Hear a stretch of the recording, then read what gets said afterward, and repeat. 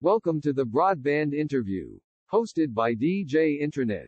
All right, listeners, welcome to the interview. You just heard Woke Up by our guest, Minneapolis rapper, 808popstar. Hello.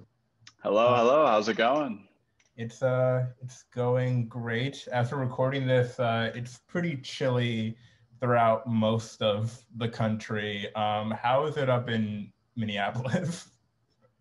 Honestly, it doesn't seem as bad as it usually is. Maybe I'm just used to it. I went to school in Fargo, so like the wind was so bad that it made it um, just like a lot better, I think, to like not have that wind going on. So it made me just I see. respect kind of the coldness here a little bit more and understand it's not as bad. Yeah, yeah. We love to see it. So speaking of weather, I went through your SoundCloud, sort of look your history of stuff, and I noticed that you have like at least four songs about the weather. How how influenced are you by like the weather aesthetics of like the Midwest? Wow, that's crazy. I actually haven't really noticed that. I guess now that I'm thinking of like Sunshine 808, that was like a long time ago. I don't know. I'm just like I'm usually really inspired just by my atmosphere. I think that kind of comes from also I have like a really strong theater background and I do like a lot of experimental stuff that kind of plays with like environment. And I think I've incorporated a lot of that, especially like on those older tracks. Um, that was kind of just like me trying to incorporate a lot of like theater knowledge to the music I was making. Hmm. So that's probably like has to do with it quite a bit. I did not know that you had a theater background. Like how in depth? Like, did you do like I don't know, like high school productions, or are you out here like studying theater or something? Yeah, I just graduated from college with a theater performance degree. Ooh. I after high school, I went to college for a year and didn't really know if it was for me. And then I just worked professionally in Minneapolis for a while, acting primarily. And then I decided just to go back to school for it. And I think I was just at the wrong place before taking that gap year, and then kind of found where I should be after that, which happened to be Fargo, out of all Yeah, yeah. places. But yeah. That's really cool to hear. I'm interested, like how have you found like sort of the connection between, making your music and, your interest in theater? Do you find there's a lot of connection there, a lot of that you can like borrow from one to the other? Definitely. Just like the knowledge in theater, like just opened up so many doors to like how you can be creative. Just like learning like really simple, not simple, but like just a lot of tactics that maybe you wouldn't think about. Repetition. That's something that I love to play with in theater. And then I just kind of, a lot of my songs tend to be like two hooks, just like repeating. Sometimes I don't really have a verse, and that's just because I think there's something really strong about like having that kind of repetition. I mean, obviously you can overdo it, I think, but it's just things like that, and like some of the phrasing and lyricism. I think is just like it doesn't have to be so literal. Like a lot of my songs just kind of mean like a bunch of things at the same time, and I'm not like talking about this like very specific story. So I think that's come That's into play a lot. that's really cool to hear. I'm so interested in hearing how people sort of have like different interests that, can combine into music. Yeah, that's really cool. I guess in general, like I kind of got sidetracked when you mentioned theater, No, that's but cool. how would you describe your music in general? We mentioned, you being inspired by like your atmosphere, but like, on top of that, how would you describe it? I'd say I kind of went into music with this idea of like making pop music on, really hard 808s. And that's, where 808 Popstar came from. But I think over time, it's really turned into more like alternative rock or punk. That's really what I've been inspired by lately. I still kind of like fall back into that pop genre a little bit. And definitely like inspirations from like all genres of music that have just like made its way into what I make. But yeah, does that answer your question? Yeah.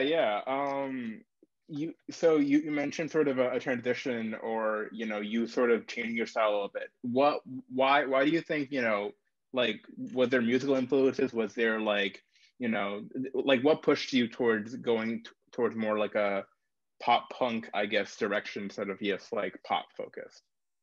Yeah, pop punk is a good way of describing it, actually. Yeah, I don't know. I think like I just kind of started to find myself more as an artist. Like I like going into it, I really wanted to like kind of make my own thing, and I didn't really want to like bite. I mean, of course I'm inspired by many artists, but I really wanted to try to make my own route as best as I could. And I think doing that as I progressed, as I got better at everything, whether that was like recording, mixing, etc., um, it just kind of like found its way. Like the change just naturally did that. And especially like when I hear certain beats, I'm like, oh, like this just puts me in a place right now. It definitely do be like that. I've definitely transitioned from like genre to genre, but depending on how my mood is. So we love to see the growth. Yeah, for sure. You dropped your newest album, Autumn. More weather themes here. Oh, Uh, true. There we uh, go. a bit ago. What was the process for making that like? So that was I just told like I kept saying like, oh, I'm gonna start this project, or I'm gonna like record a song this weekend, and I like just kept like putting things off. And like I think just being so enclosed with COVID, I take COVID really seriously, so I haven't been going out or anything. And I'm privileged enough to be able to work from home, but uh just I was like, I'm just going to like, I made this one song and I really liked it. It was Autumn, actually. It was the single Autumn from Autumn. And I was like, you know what? I'm just going to commit to a whole project around this, and I'm going to like set a release date. So I like didn't have social media active at all. So I just like made a Twitter, like made an Instagram, or at least I got my old Twitter back.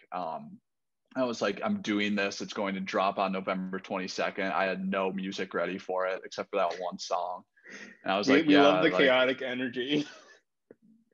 exactly, dude. I'm so about that. I'm just like just being spontaneous. And I was like, I will do this, and like I will have a full project by this date. And I think it was like November 2nd. So I like 20 days, I just kind of just made it happen.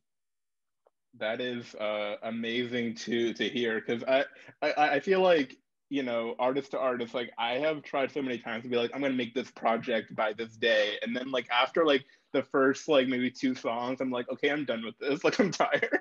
Yeah. So you having No, like that go ahead. Sorry, I didn't mean to cut you off. you having like the wherewithal to be like, no, I'm doing this like for real, over the course of like 3 weeks, is like, I'm blown away by that. That's amazing. Yeah, I appreciate that. I definitely like tend to fall to that other side where it's like I mean I have so many songs even now that are like I just don't finish and I move on, and it's like if I just I'm strict with myself, usually I can pump something out. So I work really well when I need to, if that makes sense. Like when I know there's like a deadline, like I will usually provide what I need to. It do be like that. I might start giving myself deadlines now. Now that you mentioned how that works for you. Yeah, hopefully that helps. Yeah. Speaking of the creative process, I noticed that like over all of your songs, you've collaborated with a ton of different producers. So how has collaboration with like, all these different types of people really influenced your process and how you think of creating a song?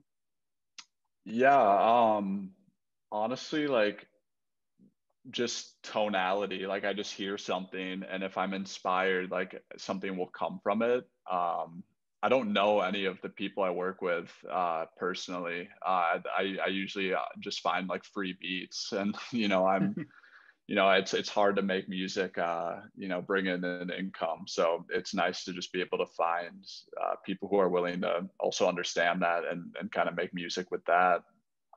There are like producers I've talked to, not on this project, but on just previous songs who, you know, after the fact, it's like, oh, cool. Like, I love that song that you made with my beat or whatever, which is tight. But yeah, it's honestly like, that's also a very spontaneous element. Like I just find stuff.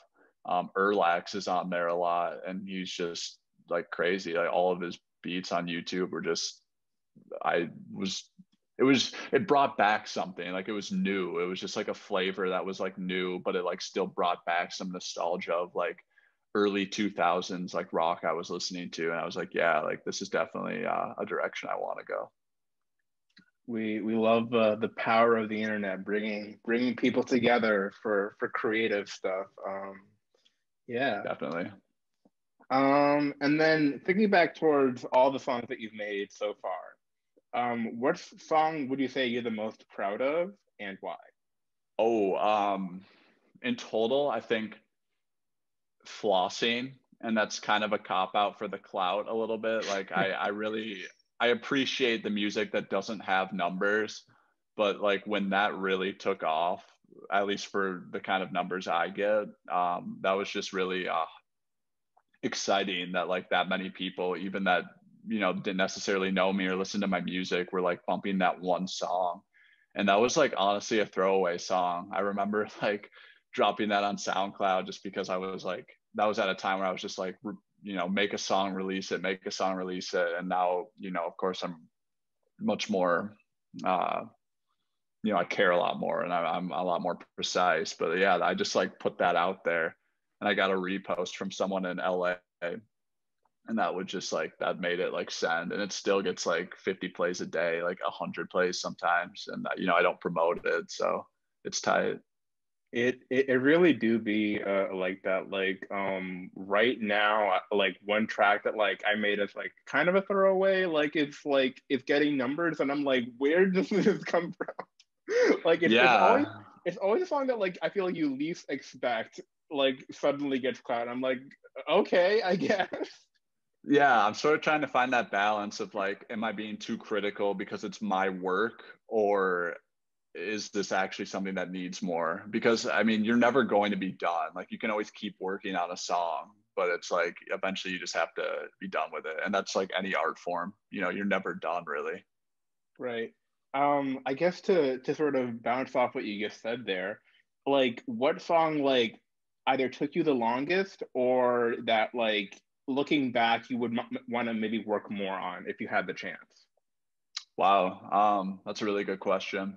I don't know, like every song I hear on Autumn now, especially because it's been like months later, it's like, oh, like what if I did this? Or like, oh, like if I you know, took away, because like I'm, you know, I hear some things, especially when Right. it's my own voice.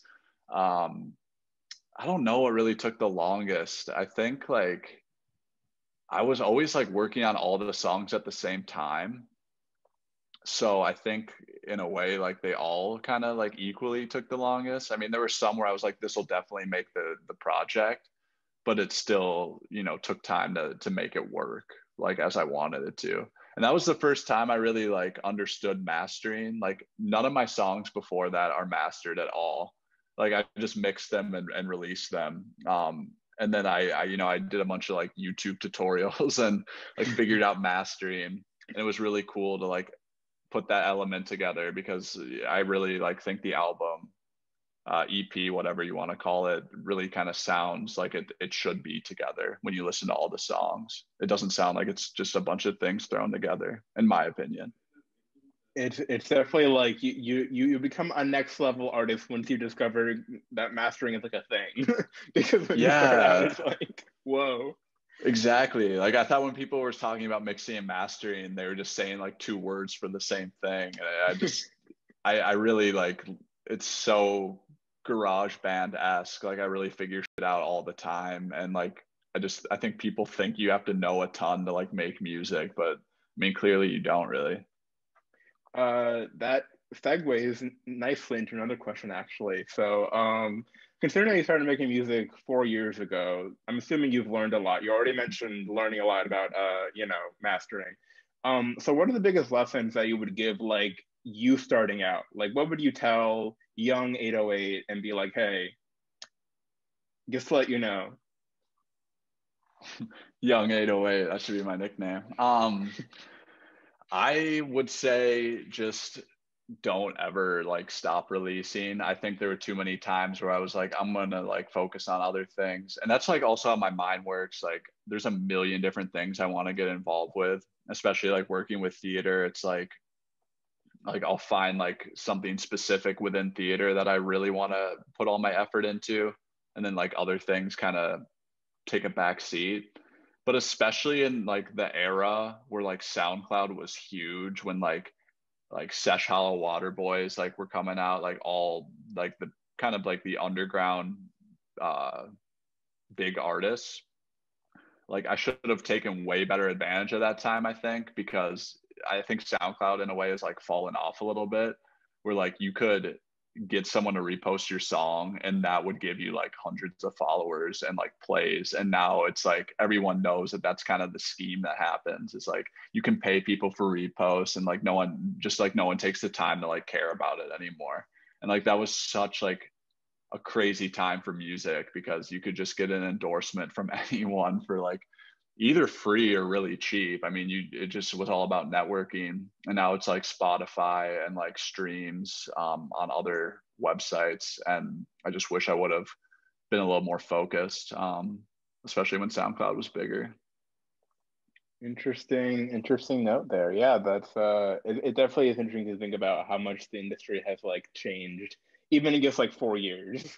Yeah. Like TikTok. Like who would Dude, have I'm thought? saying, yeah, exactly. Like I'm like now like relearning everything, because like I wasn't on Spotify, I wasn't on anything. And then like I started using like a distribution service that's helped me get on those, but it's like a whole new process of trying to gain attention. Well, there you go. You're always learning when you're making Yeah, music. exactly. And then for a little fun last question, what would be your dream collab and why? Yeah, I remember seeing this one on the forum. Green Day, like when I Ooh. like first like thought about this, I was like trying to think of like some artists I listened to, but it was like I was in such like an imaginative zone when I first heard Green Day as like a kid, and just seeing like how cool that was to be a rock star. Another band, Wolf Mother. Uh, Not a lot of people know about Wolf Mother, but which is like a shame, because like I think they were just such a great band in that kind of like era of like early 2000s alt rock. They have a song in Shrek actually, but Ooh. yeah, I think like all like Green Day or Wolf Mother would be a dream collab, just to like kind of incorporate like this new like underground 808 sound with like actual people that pioneered that genre would just be sick. That it would. Yeah, but it was so great talking to you. This was a very interesting conversation. All right, listeners. So we're gonna close the interview with a song picked by Mr. 808 himself. Here is Ghost Town by Odarka.